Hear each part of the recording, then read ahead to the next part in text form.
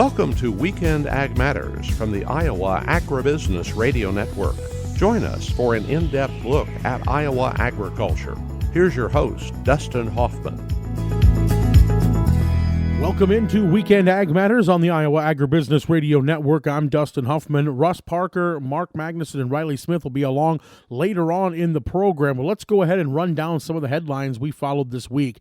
The big one coming in Friday morning, the U.S. Supreme Court said President Trump's tariffs policies imposed under the International Emergency Economic Powers Act are unconstitutional, dealing a major blow to the president's signature economic policy.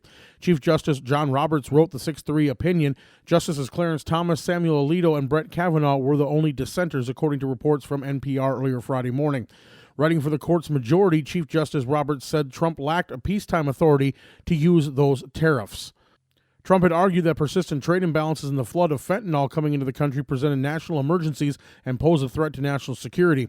During arguments before the court last year, Trump's lawyers said that he had possessed the authority to issue the tariffs. Roberts rejected that argument and said when Congress grants the power to impose tariffs, it does so clearly and with careful constraints. He said it did neither here.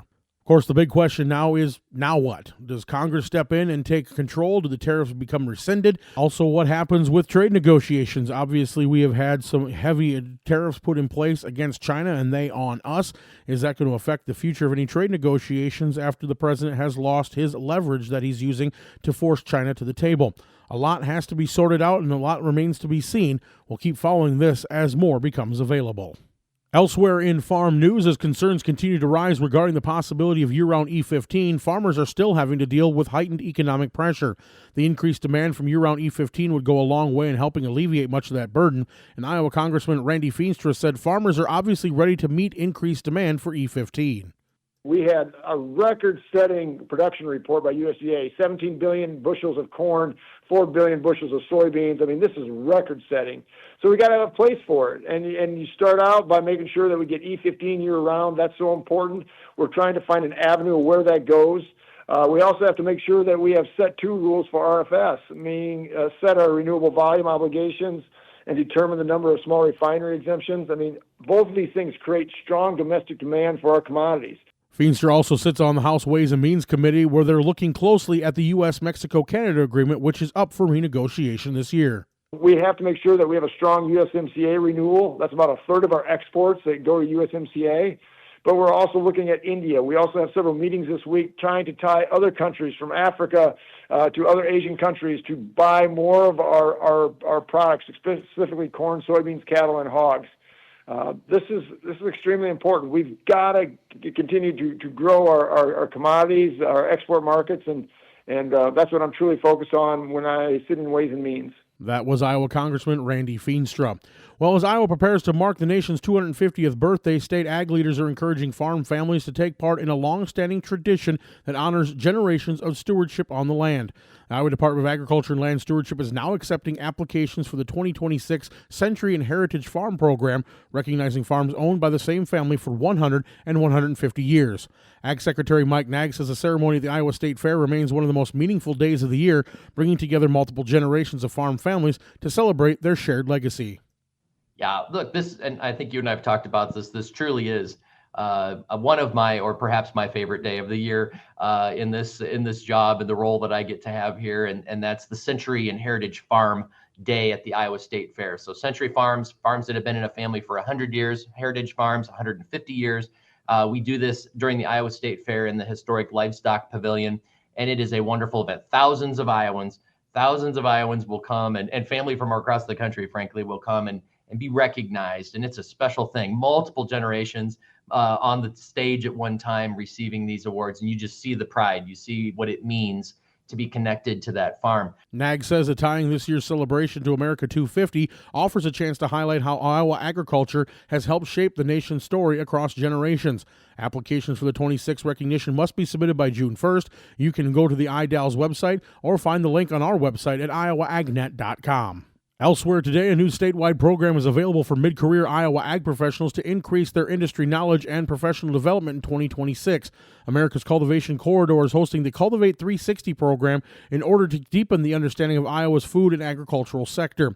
Billy Hunt, Executive Director of America's Cultivation Corridor, said the goal is to strengthen the food and ag industry as a whole by developing the people who work in it. The goal of the Cultivate 360 program is to help mid-career professionals in the food and ag industry across the state of Iowa just step away from their workplace for a day, 4 times during the summer, to learn and to get a greater understanding of the food and ag industry across the state of Iowa. Hunt says that they are looking for professionals who are at mid-level positions with approximately 12 to 15 years of career experience. We're looking for those that have probably been out at least 12, 15 years. They're probably mid-managers, senior managers, directors in their organizations, plant managers in their organizations, and we're looking for people all across Iowa. And we're looking for people in animal science, plant science, bioprocessing, food processing, advanced manufacturing, the whole spectrum. For more information or to apply, visit cultivationcorridor.org. In more farm news, a new report from CoBank said farmers may be planting more soybeans in 2026. Tanner Emke, the lead economist for grains and oilseeds, talks about the numbers. We're forecasting about a 5 million acre increase for soybeans. That would put corn at around 94 million, down a lot from last year. Now, there's a lot of numbers being tossed around right now. The whisper number out there for corn is like 95. Soybeans is more like 84, 85. We're putting a little bit more to the soybean side there at 86. Emke said that most of the basis price problems appear to be limited to the Dakotas. Still, though, the basis in the Northern Plains hasn't really been much to write home about. It's still a lot lower than is desired. And so for that reason, that would probably be the outlier to the expansion of soybean acres. Everywhere else, it looks like, based on the conversations we're having with our customers, there is a movement to soybeans in the central and southern plains. In the southern U.S., you're losing acres out of rice and cotton. In the Midwest, that's been a toss-up with a lot of people saying, oh, yeah, we're going to have a lot more corn acres because farmers had such luck with their corn yields this year, not so much luck on the soybean side. So they're hoping that luck persists into 2026. And so they're going to roll the dice and do corn yet again. Emke says that there are multiple factors out there that seem to favor more soybeans. For more information, you can visit cobank.com. And for more on this story and all the stories we've covered and much more, you can visit iowaagnet.com. That's going to do it for me. Russ Parker's in next with his faith-based Food for Thought. The other day I was walking through our house, which has hardwood floors, and I mentioned to my wife that they probably need to be refinished. After nearly 20 years of being walked on, furniture sliding across them, and dog toenails clicking day after day, they're worn, and they need to be restored to their original finish. Kind of the same thing going on with my 54 Chevy Bel Air. Brand new, it was a thing of beauty. Burnt orange and white two-tone paint, white vinyl seats with burnt orange striping, beautiful chrome and stainless trim, and a perfectly painted frame underneath. But today, I call it my 50-foot car. From a distance, it looks pretty good. But up close, the seats are worn, the paint is faded and scratched, and the trim is pitted, and years on the road have taken their toll on the frame underneath. It needs to be restored, and I hope I live long enough to see that happen. Webster defines restore as bringing something back to its original condition or state. I saw a powerful example of this recently in the city of Milan, host of the Olympic Games, in a place called the Sforza Castle, where Leonardo da Vinci once painted a large-scale mural on the ceiling. Over time, that mural was covered in plaster, but today, experts are carefully restoring it, bringing it back as close as possible to its original condition, allowing the artwork to live again. In all of these examples, there's a process of wear, caused by us, by the elements, or sometimes by a failure to recognize value, that eventually leads to the need for restoration. Recently, a Facebook friend sent me a link to a song by Selah called I Got Saved. Listen to the words of the chorus. And I'm undone by the mercy of Jesus, and I'm undone by the goodness of God. I'm restored and made right. He got hold of my life. I've got Jesus. How could I want more? And maybe that's a reminder for all of us today that some things can be refinished, some things can be rebuilt, but a life restored by Christ is the greatest restoration of all. And restoration doesn't begin with what we fix. It begins with what we surrender to the mercy of Jesus. Worn by life, restored by grace. That's what Jesus does best. Food for thought, I hope. This is Russ Parker. Have a blessed day. Thank you, Russ. And that's going to do it here for segment 1 of Weekend Ag Matters. We're going to take a quick break, and then we'll be back with Mark Magnuson as he talks with outgoing NCBA President Buck Woodbine, a Nebraska producer. That's coming up next. You're listening to the Iowa Agribusiness Radio Network.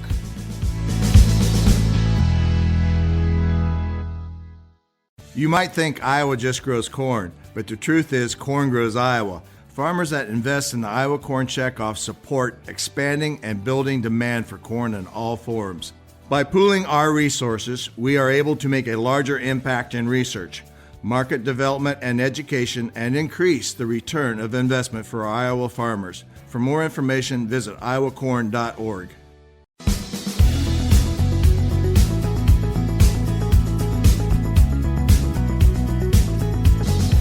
Welcome back to Weekend Ag Matters. Here is Mark Magnuson. Mark Magnuson with the Iowa Agribusiness Radio Network, and I'm joined today by Buck Woodbine. He is the NCBA president. We are at CattleCon, the Cattle Industry Convention, and Buck getting close to wrapping up his term as president. And Buck, I've heard you talking with a few people here today that basically this past year has gone by very quickly for you. When you think about this year and what it's been like being in this role as a leader in this organization, I guess just what has it been like for you? It's shocking how fast it goes by. When I took over in San Antonio a year ago, it seems like that was about a month. And so I got to about July, August, and I felt like I was hitting my stride, kind of knew what was going on and going to different state affiliates and talking. And I realized, holy mackerel, this is going by fast. And so here we are. And I think it's gone by fast because there's been so much good going on. The cattle market is just absolutely beyond any of our imagination, and that, of course, is fun. And to that last point, then what's it like as a producer right now? Do you have to pinch yourself a little bit and say, hey, things are going great right now, but it's not guaranteed to always be that way? Like, what do you kind of set your mindset with right now based on where the market is? You better pinch yourself and enjoy it. And if you think about our business, it's segmented, and you've got the producer out there, the cow-calf guy and the seed stock and whatnot. They can't change their costs much. So they need this market to heal up financially and pay off some debt and expand and whatever they want to do. So this has been a long time coming and very much needed. When you take the margin players like I am, a feedlot guy, I tell people you can't carry the money away in a dump truck we're making. Then when we turn around and replace them, we're dumping it all, replacing them. So it doesn't stay in the dump truck very long. But still, the profits are wonderful. The key, though, is for the producer. We have to have them, obviously. And so I'm really happy for them. I was talking earlier today with Ethan Lane of the NCBA, and he had mentioned to me about the importance of producer voices at an event like this especially. There's, for example, a lot of Iowa cattlemen that are walking around. They're going into the meetings, they're making their voice heard, letting their opinions be known. How powerful is that for the individual producer at an event like this to basically use their voice to help shape things and where they're headed? That's exactly right. And the important thing is to understand how our whole process works. And we call it grassroots, and it really is. So all our policy is created by producers. And our staff and leadership do not do anything that is not in the policy book. Well, that begins at county affiliates and state affiliates and works its way up through the process to the board of directors meeting. And so between this and the summer meetings, those things are put into policy and written and voted on. It's codified in the summer meeting and then goes out to a vote of all the members, not just the ones that are here or at summer meetings. They all have an opportunity to vote. So all the things we do are in place because of individuals. So it's very important to come here, and it's very important to be a member. What's been the most challenging thing for you in the leadership role over this past 12 months? I would say the most challenging thing is dealing with, it's always dealing with the government. But this administration is so much friendlier to us than we had in the previous 4 years, and was friendly to us the previous 4 years to that. And having said that, when President Trump mentioned that beef prices were too high, that really hurt us and hurt a lot of us. And so, of course, we weren't happy about that. But that's one thing. We're grateful for all the good things that President Trump has done. But that's been a bit of a struggle, and trying to walk that line and help their staff and so forth to understand where we are and to understand how we speak for producers. I mean, like I said, we are grassroots, so when the leadership talks, we're speaking for real producers out there. And then finally, just to wrap up here, as you come to an event like this, you see the size, the scale, and the scope of the cattle industry in the United States. I guess with you being in your leadership position, is it a moment where you kind of have to just take it all in at an event like this because it is such a big deal and you know that you're kind of the leading voice for producers in this country? That's well said. I don't know what there's 600,000 producers or something out there, and we got 25,000. So you could easily look and say, man, that's pretty small. But then you see we could have 10,000 people here, and we'll almost undoubtedly set a record. And coming together and networking and visiting and old friends seeing each other, and this is amazing because all of our meetings everybody's engaged. They're jam-packed full. This facility is great. The meeting rooms are huge, and they're still full. And so to see people here finding out what's going on and getting to vote on things is really gratifying. And then, of course, the trade show is an opportunity to see people you do business with and the different products that are out there and the new ones that are coming down the line. So it is amazing business. It's the biggest ag business there is. In Nebraska, it's the biggest business there is.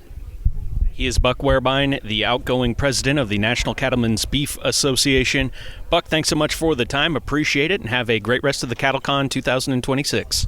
Thank you, Mark. Appreciate it. Thank you to Buck Wehrbein. He is the outgoing president of the National Cattlemen's Beef Association, served his term as president for the organization in 2025. And Buck joined me from the NCBA CattleCon in Nashville, Tennessee. The current president of NCBA is Gene Copenhaver. You're listening to Weekend Ag Matters. Coming up next here on the show, Riley Smith will wrap things up. You're listening to Weekend Ag Matters on the Iowa Agribusiness Radio Network.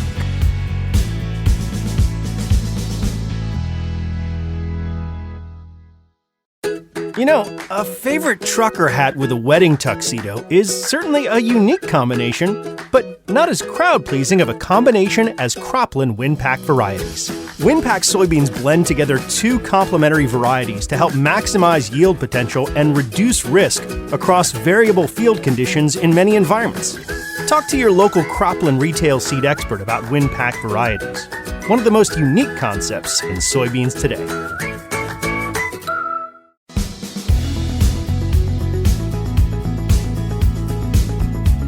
Welcome back to Weekend Ag Matters. Here's Riley Smith.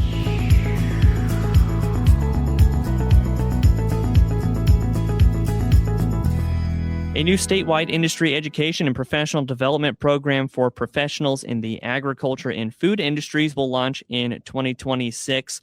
America's Cultivation Corridor will be hosting the Cultivate 360 program, designed to deepen understanding of Iowa's food and agriculture sector, polish leadership skills, and expand professional networks. I'm talking right now with Billy Hunt, the executive director of America's Cultivation Corridor. Billy, thank you so much for taking the time to visit today. And first off, Billy, what is the goal of the Cultivate 360 program? Well, Riley, thank you for the time. The goal of the Cultivate 360 program is to help mid-career professionals in the food and ag industry across the state of Iowa just step away from their workplace for a day, 4 times during the summer, to learn and to get a greater understanding of the food and ag industry across the state of Iowa. Now, a lot of people may say, well, if you're mid-career, don't you get that?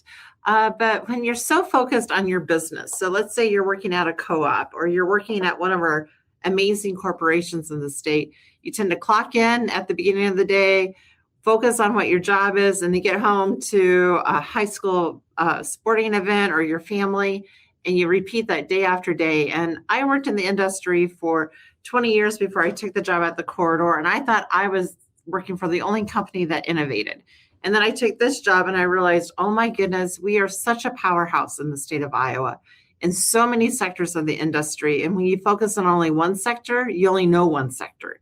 And so when we did a perception survey, we found out that mid-career professionals, seasoned professionals, are feeling a little stagnant. So we developed this program to help them step out of their day-to-day activities, learn a little bit more, hoping when they come back, they have a broader view of the industry and can be even better leaders right where they're at in their own organization. So when you talk about mid-career professionals, roughly what kind of experience are you looking for in participants in this program? We're looking for those that have probably been out at least 12, 15 years. They're probably mid-managers, senior managers, directors in their organizations, plant managers in their organizations. And we're looking for people all across Iowa. And we're looking for people in animal science, plant science, bioprocessing, food processing, advanced manufacturing, the whole spectrum. One thing that we take for granted in the state of Iowa is the diversity of our industry. And no other state, I think, can represent the diverse sectors that our industry can. And that's what brings such a rich value to this program. If we can get representation across all the industries, you not only learn about your sector, but all the sectors. And that's what makes Iowa unique. So when we look at what all is going to be included in this program, I know it's going to take place over 4-day-long sessions around the state with some big, Iowa company names. What all is going to be included kind of in that curriculum for this program? Well, to be honest, it's hard to pack it all in 4 days. So we're trying hard, but we're also going to try to build some networking opportunities outside of the in-person piece. So the groups will be split into pods that they'll be able to do some networking outside of the in-person events, but we'll be in 4 locations across Iowa. This year, we're going to start in Sheffield up at Sukup Manufacturing to get some advanced manufacturing brought into the conversation. We'll also then be at Iowa State University for a day. We'll be in Kent Corporation in Muscatine for a day. And then we'll also have our wrap-up session in Des Moines. But each of the sessions will have a little bit of a flair of leadership development. One session is going to dive in really hard, not only on what is going on in the economy and the economics behind the food and ag industry, but what does that mean from the global sense all the way down to rural Main Street in Iowa. Another one's going to talk about the innovation in the industry and why we lead and how that impacts our different sectors of the industry. The one in Muscatine, I'm really excited about because it really is going to show the value chain from what a kernel of corn can do all the way to the food we eat. And the other part about Muscatine is fun is we're going to take what does agriculture really mean to a community? And Muscatine is really fun about how the food and ag industry really supports the Muscatine community. So you're going to get that kind of twist in it. And then when we come back to Des Moines, we're going to talk a little bit about economic development and the value of the industry in our economic development. And it really does support our state. When you look at the state of Iowa, we really talk about how we have 3 major industries. We have advanced manufacturing, insurance and finance, and then agriculture.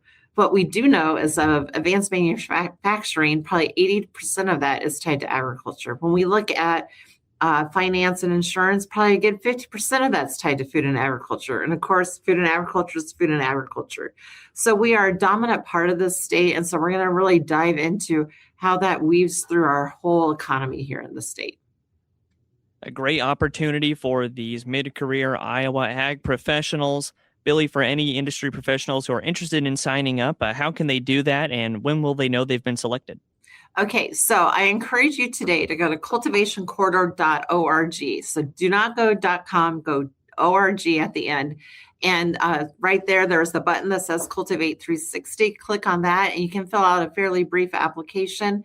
We will go through those and have selections right after spring break So mid-March, you'll hear if you're selected, and then the classes will begin in May. So it's a fairly quick turnaround, but it's a really fun program, a really simple application, and you'll hear about it soon. And we'll get our class announced in April, and we'll be ready to go. So I encourage everyone listening today, if you know somebody who's looking just to learn a little bit more or wants to be a better leader in their organization, here's a great opportunity to go a little deeper in our ag ecosystem, learn why Iowa is a powerhouse, and bring some stuff back to your organization to be a better leader, and not only in your organization, but in your community. All right, Billy, thank you again for your time today. Looking forward to hearing more about the program, and good luck as we continue that sign-up period. Thank you, Riley. You have a great day, too. And that again was Bobby Hunt, the Executive Director of America's Cultivation Corridor. And that brings us to the end of another episode of Weekend Ag Matters. Thanks again for tuning in. You can listen to this episode and more by going to the podcast tab on the Iowa Agribusiness Radio Network website at iowaagnet.com. For Russ Parker, Mark Magnuson, and Dustin Huffman, I'm Riley Smith, wishing you a great rest of your weekend. Join us again next week for more Weekend Ag Matters.